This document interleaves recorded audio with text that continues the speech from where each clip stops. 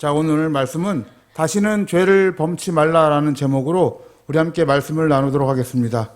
제목부터가 조금 마음을 좀 요동치게 하는 제목인 것 같아요.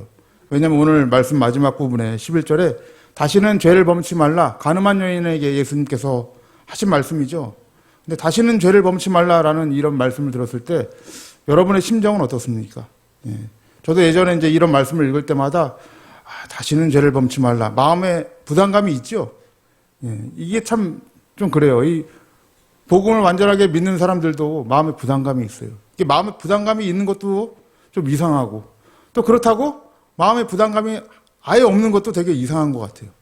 예. 왜냐하면 이 죄에 대한 문제가 우리와 가까이 있기 때문에 예수를 믿고 다시는 죄를 범치 않는다라는 이 말라는 이 예수님의 이 말씀이 굉장히 우리 마음속에 좀 어려움이 있고 부담으로 다가올 때가 많습니다. 그런데 오늘 예수님께서 왜 이런 말씀을 하셨는지에 대해서 우리가 함께 좀 나눠보려고 합니다. 먼저 오늘 우리 시작한 이 본문, 이 가늠한 여인이 잡혀온 이 본문의 배경을 좀 알아봐야 될 것 같아요. 이 배경이 어디 있냐면 초막절에 있습니다. 7장부터 이제 초막절, 7, 8장이 초막절이 배경이 되고 있는데요. 여러분들 아마 유대인의 3대 절기에 대해서 다 알고 계실 거예요. 다른 건 모르셔도 기독교인이라면 3대 절기 정도는 알고 계셔야 돼요. 그래서 6월절이 처음에 시작되고, 그 다음에 우리가 아는 오순절 아시죠? 성령이 오신 그날 오순절이고, 그 다음에 마지막으로 우리가 오늘 배경이 되는 초막절이 있어요, 여러분들. 초막절을 유대인들이 어떻게 지켰냐면 이렇게 지켰어요. 어떻게 지켰냐면 이들이 매일 아침 제사장들과 사람들이 제단에다가 물을 붓습니다. 이 초막절은 7일 동안 지켜졌는데 계속해서 물을 부어요. 물을 붓고 그 안에다가 이 물을 붓는 그 제단 위에다가 자신들이 생각하는 어떤 복을, 소원을 빌기 시작하는 거죠. 여러분, 이들이 이런 관습을 시작한 것은 원래는 율법에 나와 있는 건 아니에요. 그러니까 율법에 초막절에 가서 제단 위에, 성전 제단 위에 물을 부어라, 이런 규정 같은 게 없습니다. 근데 이것은 여러분, 이 유대인들이 전통으로 또 만들어낸 거예요. 왜 이런 걸 만들어냈는가 좀 의문이 있는데, 그거를 좀 배경적으로 알아보니까 이런 거예요. 원래 이 에스겔서 47장에 보면은 성전에 대한 환상이 나옵니다. 근데 그 성전에서부터 물이 나오기 시작을 해요. 여러분이 말씀을 많이 읽으셨으면은 기억하실 텐데, 처음 들으시는 분들도 그냥 성전에서 물이 나오는구나 이렇게 생각하시면 될 것 같아요. 근데 그 환상이 성전에서 물이 나와서 어떤 일이 일어나냐면 만국이 이렇게 살아나는 그 환상을 보여주고 있어요. 에스겔서 47장이. 그러니까 이들이 이 환상을 보면서 자신들 나름대로의 어떤 법을 만든 거예요. 이 자신들이 제단에 물을 붓기 시작하면서 자신들이 생각했던 어떤 이 하나님의 영광이 이 물을 부으면서 회복되길 바란 거죠. 당시에 이 유대인들은 로마의 식민지로 있었기 때문에 가장 중요했던 문제가 무엇이냐면 이 이스라엘 나라가 회복되는 거였어요. 나라가 회복되고, 그 다음에 자신들의 구원이 회복되고, 이런 것들이 다 이 제단에 물을 부으면서 이들이 원했던 것이에요. 그러면서 이들이 이렇게 열심히 공로로 물을 붓기 시작하면은 하나님이 언젠간 이루어 주시겠지라고 생각을 한 거예요. 그래서 초막절에 계속해서 물을 부으면서 결국은 자기들이 원하는 것을 이루고자 하는 것이죠. 그러니까 여러분들 사실 이렇게 물을 부으면서 했던 것은 하나님이 원했던 어떤 그런 계획과 뜻은 아닙니다. 그냥 유대인들이 자기 나름대로 자기가 원하는 나라, 자기가 원하는 구원, 자기가 원하는 세상을 꿈꾸기 위해서 그렇게 물을 부으면서 초막절을 지켰던 거예요, 여러분들. 그런데 7장 마지막 절에 어떻게 되어 있냐면 요한복음 7장 37절에서 39절 말씀을 보시면은 이렇게 말씀하고 있어요. 자, 우리 함께 한번 읽어볼게요. 함께 읽어보겠습니다. 시작. 명절 끝날 곧 큰 날에 예수께서 서서 외쳐 가라사대 때 누구든지 목마르거든 내게로 와서 마시라. 38절. 나를 믿는 자는 성경의 이름과 같이 그 배에서 생수의 강이 흘러나리라 하시니 이는 그를 믿는 자에 받을 성령을 가리켜 말씀하신 것이라. 예수께서 아직 영광을 받지 못하신 거로 성령이 아직 저희에게 계시지 아니하더라라는 거예요. 예수님께서 초막절 마지막 날에 이런 선포를 하시는 거예요. 그들이 물을 붓잖아요. 자신들이 원하는 나라와 자신들이 원하는 구원을 꿈꾸기 위해 물을 붓는데 예수님이 이렇게 하는 거예요. 그 물이 진짜 물이 아니야. 너희들이 세운 그 공로의 물이 진짜 하나님이 원하시는 물이 아니라 진짜 생수의 근원은 누구다? 나라는 걸 얘기하는 거예요. 누구든지 목마르거든 나에게 와서 마시면은 어떤 일이 일어난대요. 그들의 배에서 생수의 강, 생명의 강이 넘쳐날 것이다 라는 거예요. 모든 구원과 모든 행복은 너희들의 어떤 붓는 그런 물에서 나오는 것이 아니라 생수의 근원 대신 나에게서 오는 것이다 라고. 그래서 나에게로 와서 마시면 성령을 부어주셔서 너희의 배에서 생수의 강이 넘쳐나게 하리라 라고 말씀하고 계세요. 그러니까 예수님은 초막절의 주인이다라는 걸 지금 말씀하고 있는 거죠. 제가 왜 이렇게 이런 배경을 얘기하느냐? 이 다음에 나오는 말씀이 뭐예요? 가늠한 여인이에요, 여러분들. 오늘 우리가 읽은 중요하단 말이에요. 왜? 이 초막절에 이 예수님이 지금 이 말씀을 했어요. 나에게 와서 마시라 하는 그 내용을 가늠한 여인으로 지금 설명하고 계신 거예요. 그러면.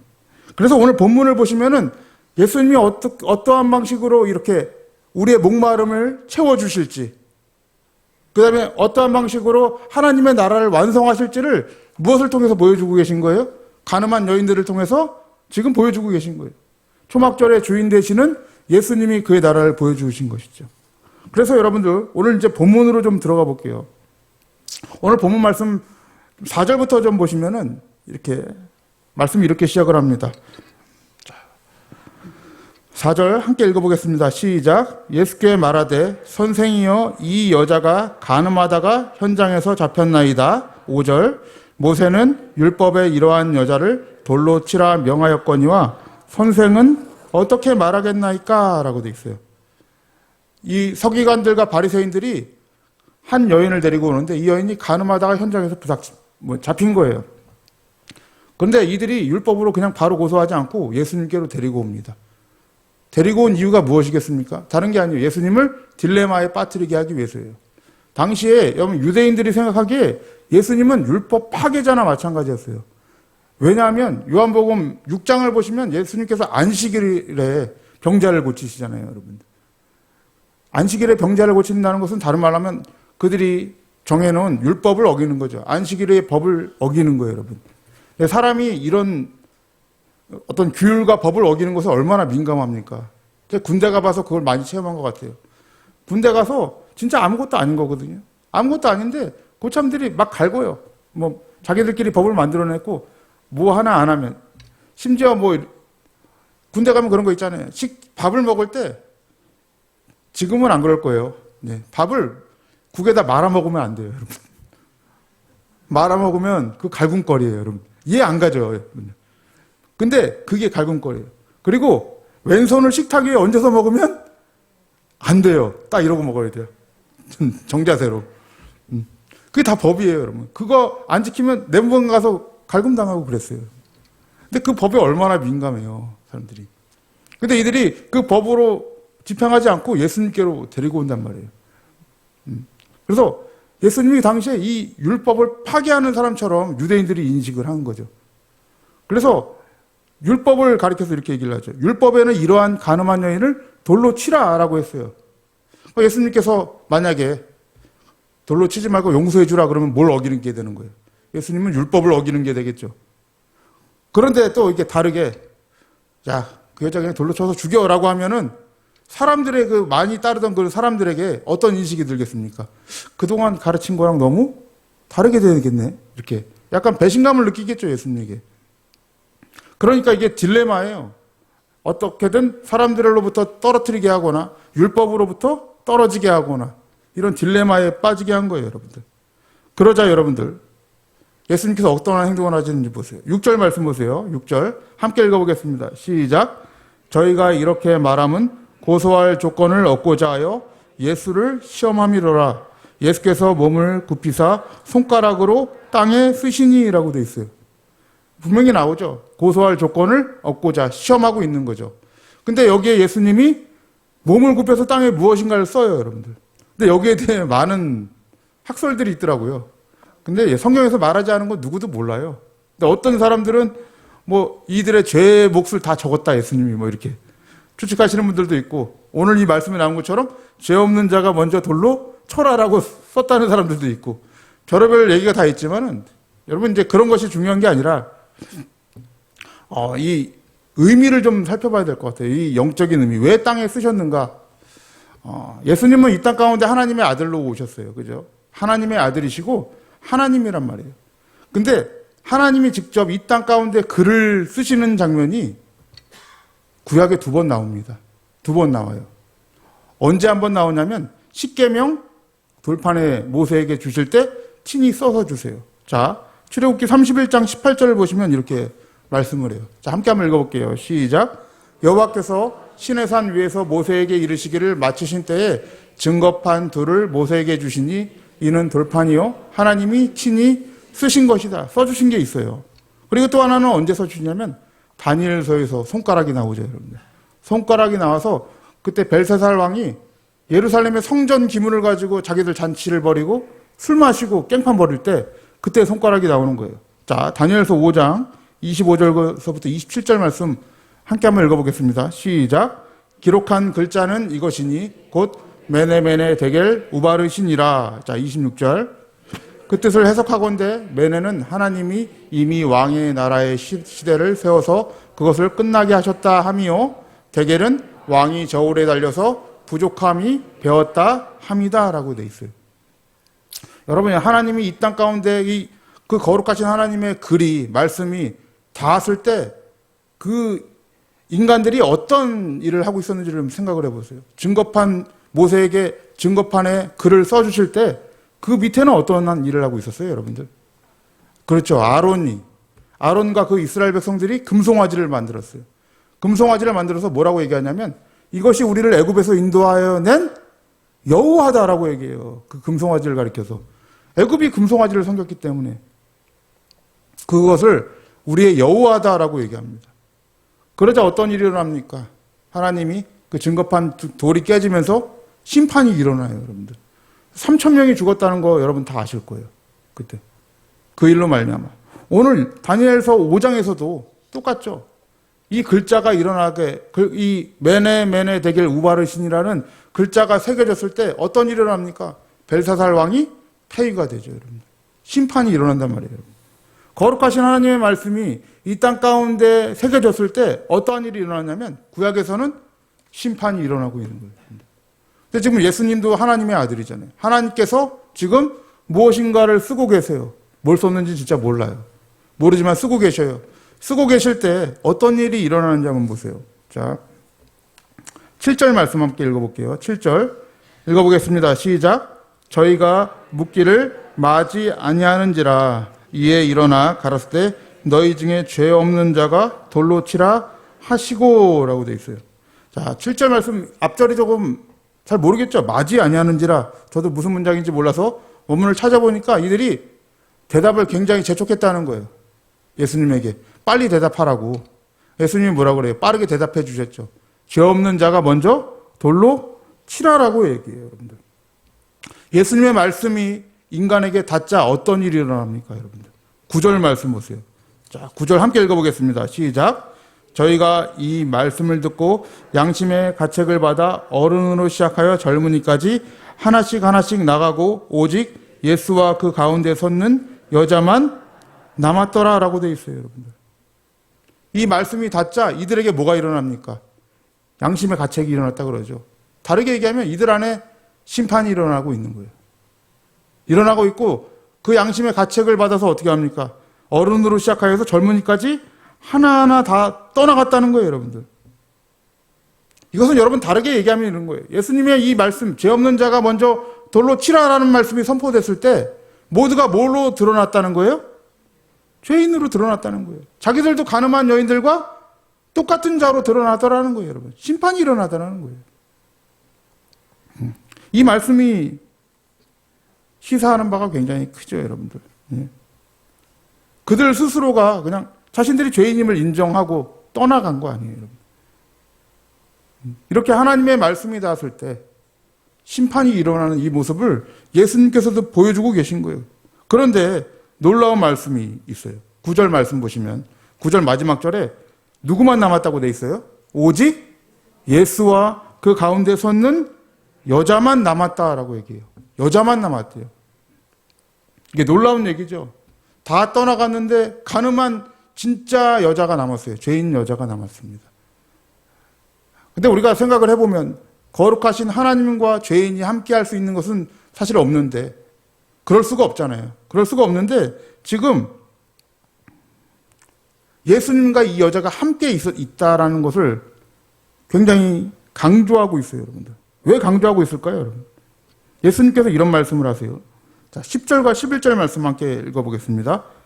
시작. 예수께서 일어나사 여자 외에 아무도 없는 것을 보시고 이르시되 여자여 너를 고소하던 그들이 어디 있느냐? 너를 정죄한 자가 없느냐?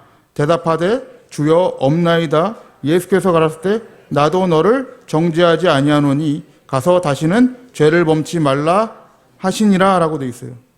예수님이 묻습니다. 너를 정죄하던 자들이 어디 갔느냐? 없다라고 얘기해요. 정죄를 이제 못하게 됐죠. 근데 문제는 뭐예요? 예수님이 이렇게 말씀하시는 거예요. 나도 너를 정죄하지 아니한다라고 얘기합니다.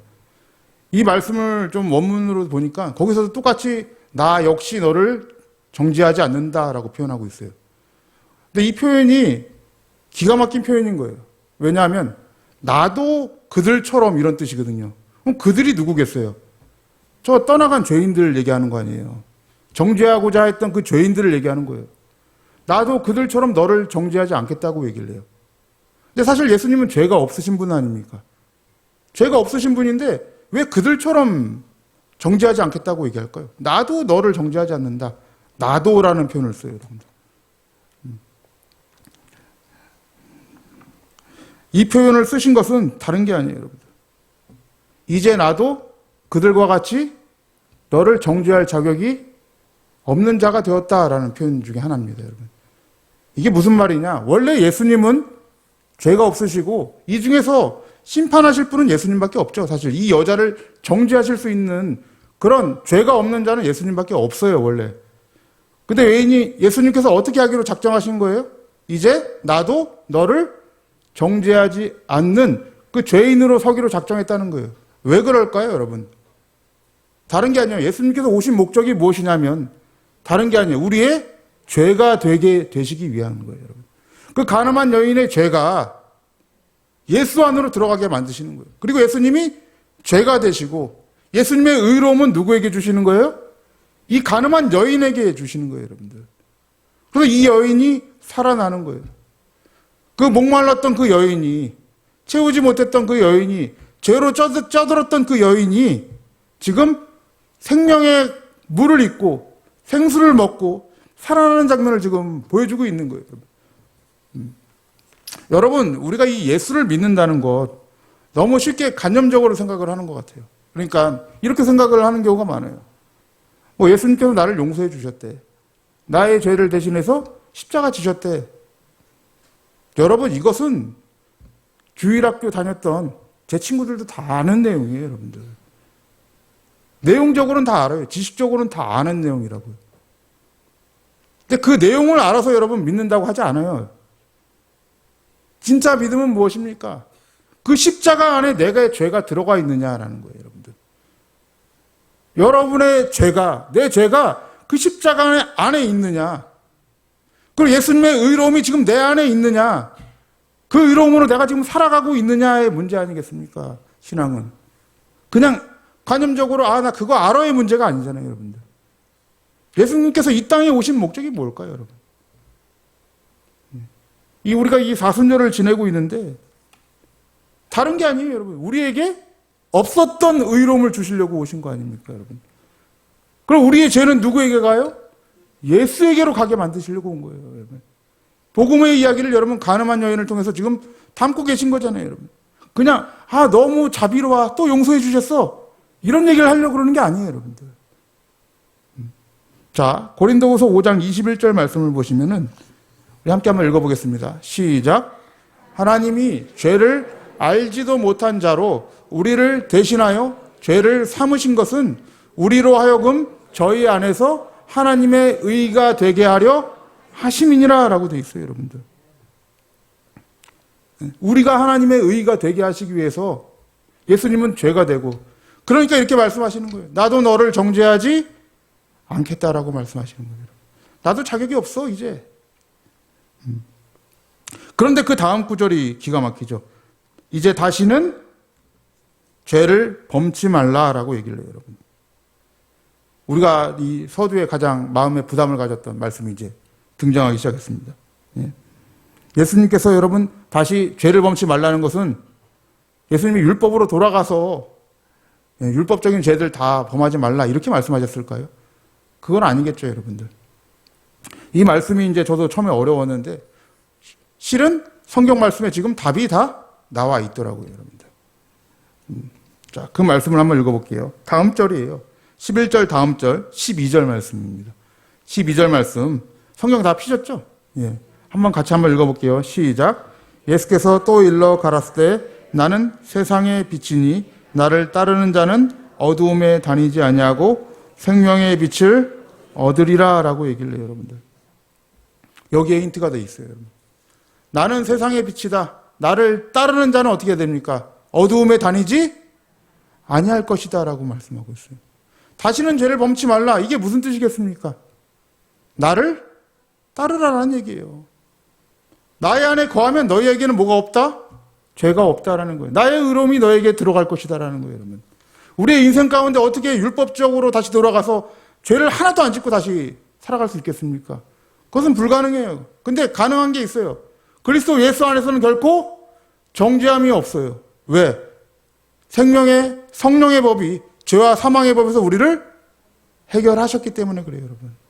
해방하셨어요, 우리를. 그게 예수님이 이 땅 가운데 오신 이유예요. 근데 어떤 부류들은 예수님의 말씀이 떨어지자 어떻게 합니까? 다 떠나가요, 여러분들. 그 다 떠나가면 다시 어디로 돌아가는 거예요? 율법으로 돌아가야 되고 죄로 돌아가야 돼요, 여러분. 그것이 여러분 진짜 죄예요, 여러분. 자, 예레미야 17장 13절 말씀 보면 오늘의 말씀을 좀 요약하고 있는 것 같아요. 예레미야서 17장 13절 말씀 우리 함께 한번 읽어보겠습니다. 시작. 이스라엘의 소망이신 여호와여, 무릇 주를 버리는 자는 다 수치를 당할 것이다. 무릇 여호와를 떠나는 자는 흙에 기록이 되오리니 이는 생수의 근원이신 여호와를 버림이다 라고 얘기해요. 오늘 말씀에 예수님이 흙에다가 뭔가를 기록했다 그러잖아요. 그 힌트가 여기 말씀에 있는 것 같아요. 죄를 범한 자는 흙에다 기록되오리니 왜 그렇습니까? 여호와를 버린 까닭이다라고 해요. 지금 가늠한 여인만 남고 나머지는 예수를 버리고 다 떠나갔단 말이에요. 그들에게 뭐가 따르는 거예요? 수치를 따르는 거예요. 어두움에 다닐 수밖에 없는 거예요.